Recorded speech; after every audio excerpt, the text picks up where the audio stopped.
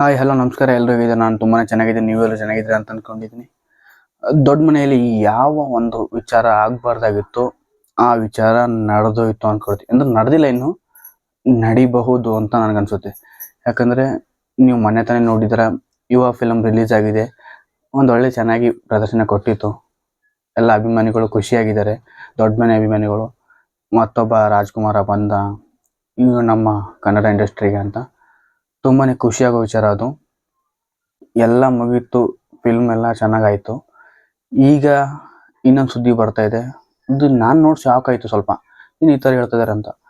ಯುವರಾಜ್ ಕುಮಾರು ಮತ್ತು ಅವರ ಹೆಂಡತಿ ಡ್ರೈವರ್ಸ್ ತಗೊಳ್ತಾರಂತೆ. ಯುವರಾಜ್ ಕುಮಾರ್ ಹೋಗ್ಬಿಟ್ಟು ಡೈವರ್ಸ್ಗೆ ಅಪ್ಲೈ ಮಾಡಿದಾರಂತೆ.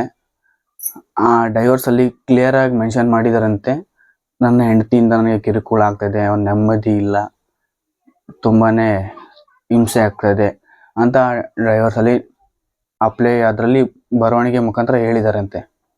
ಅಂದರೆ ತುಂಬಾ ಒಂದು ಬೇಜಾರಾಗೋ ಸಂಗತಿ. ದೊಡ್ಡ ಮನೆಯಲ್ಲಿ ಇಲ್ಲಿವರೆಗೂ ಈ ಥರ ಅಂತ ನಡೆದೇ ಇಲ್ಲ ಸುದ್ದಿ. ಈ ಥರ ಸುದ್ದಿ ಇದು ಸಡನ್ನಾಗಿ ಈ ಥರ ಸುದ್ದಿ ನಡೀತಾ ಇದೆ. ತುಂಬಾ ಶಾಕಿಂಗ್ ವಿಚಾರ ಅದು. ಯಾಕಂದರೆ ಅಪ್ಪು ಅವರಾಗ್ಬೋದು, ಶಿವಣ್ಣ ಆಗಿರ್ಬೋದು, ರಾಘಣ್ಣ ಅವರು ಆಗಿರ್ಬೋದು, ಯಾವುದೇ ಕಾರಣಕ್ಕೂ ಈ ಥರ ಒಂದು ಸುದ್ದಿನೇ ನಡೆದಿರಲಿಲ್ಲ ದೊಡ್ಡ ಮನೆಯಲ್ಲಿ. ಡೈವರ್ಸ್ ಅನ್ನೋದು ಬಂದೇ ಇಲ್ಲ ಇಲ್ಲಿವರೆಗೂ.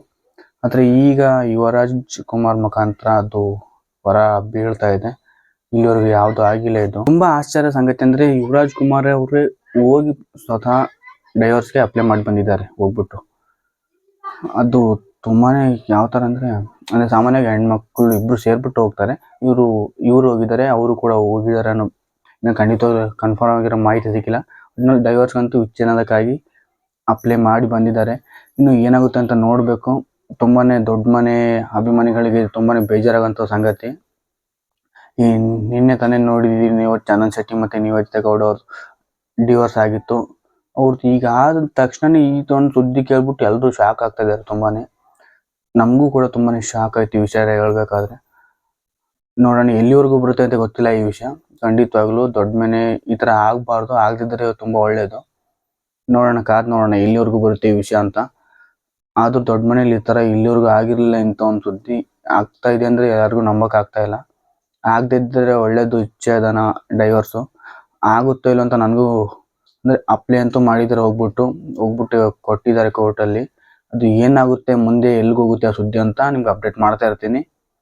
ಇಲ್ಲಿವರೆಗೂ ಈ ವಿಡಿಯೋ ನೋಡೋದಕ್ಕೆ ತುಂಬಾ ಥ್ಯಾಂಕ್ಸ್. ವಿಡಿಯೋ ಇಷ್ಟ ಆದರೆ ಲೈಕ್ ಮಾಡಿ, ಶೇರ್ ಮಾಡಿ, ಸಬ್ಸ್ಕ್ರೈಬ್ ಮಾಡಿ. ಇನ್ನು ಹೊಸ ಹೊಸ ಸುದ್ದಿಗಳನ್ನ ತರ್ತಾ ಇರ್ತೀನಿ. ಸಿನಿ ಸುದ್ದಿ ಬಿಟ್ಟು ನನ್ನ ಬೇರೆ ಸುದ್ದಿಗಳನ್ನ ಇರುತ್ತೆ ಅದನ್ನು ಕೂಡ ತರ್ತೀನಿ. ಈ ವಿಡಿಯೋಗೆ ಸಪೋರ್ಟ್ ಮಾಡಿ, ಸಬ್ಸ್ಕ್ರೈಬ್ ಮಾಡಿ.